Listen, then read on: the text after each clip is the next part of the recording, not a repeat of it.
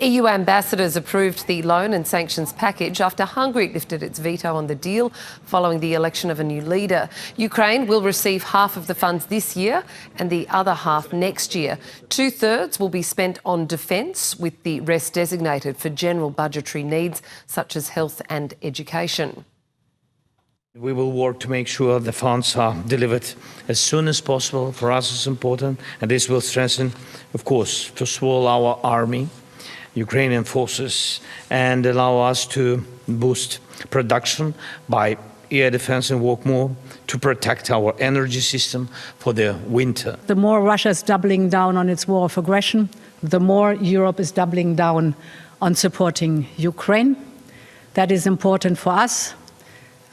Because we are very clear about standing by your side and by the side of the Ukrainian people.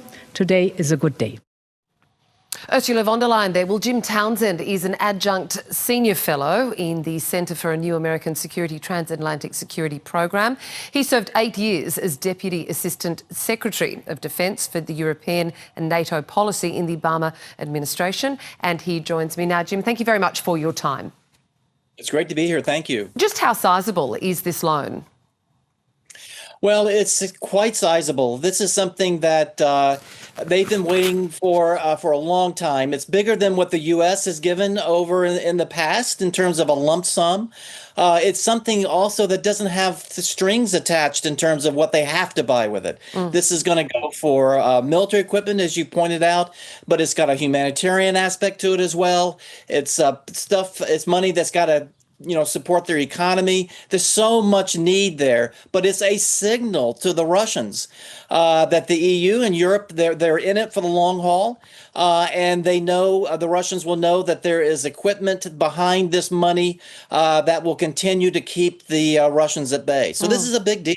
And essentially it's come about given the outcome of the Hungarian election. Viktor Orban is no longer leader there. There is an incoming leader. Viktor Orban was seen as much of a Putin proxy. Is that essentially why the deal's been able to go ahead?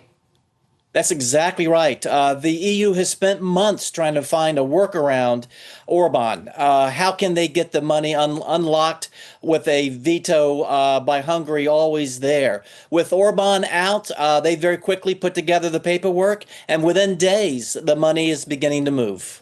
How much is this loan about essentially rearmament for Ukraine to fight Russia, but how much is it about European security against Russia? Well, that's exactly the point. I think we are seeing now a couple things. One is that Europe sees that Ukraine is putting this money to good use.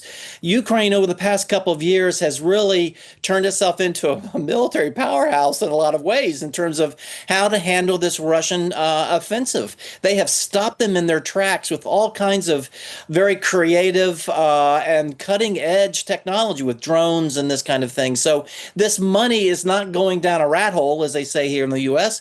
This money is going down to Kyiv, and Kyiv is using it in so many different ways to stay in the fight and to protect Europe. And I think for the Europeans, that point has really become apparent to them, that it's really Ukraine that's holding the door, giving Europe the chance to rearm.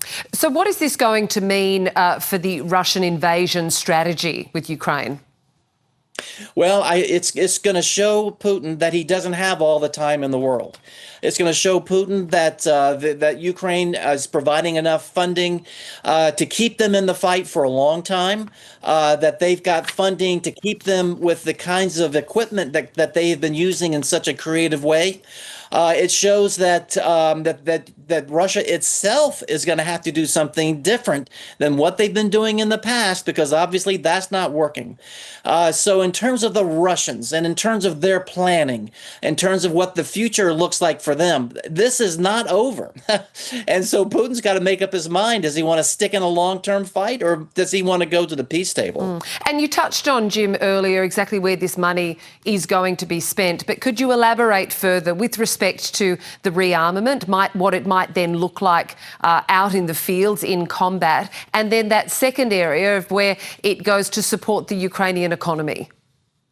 Right. Well, so in terms of the battlefield for Ukraine, I think they're going to see that that they now are going to have an ability to have long-term planning, because beforehand it was hand to mouth in terms of funding, in terms of buying equipment, and particularly munitions, and so they couldn't really plan something more than just a year ahead. But now with this funding, and it's on a long-term basis, they're going to be able to put in place some planning that might be some long-term offensives or something else in terms of how they build their own equipment. So this is going to be something that will really help them on the military side, not just in terms of procuring, but in terms of planning. And I think on the economic side, they have got to pay the government workers. They've got to pay the firemen who come in and put out the fires every night.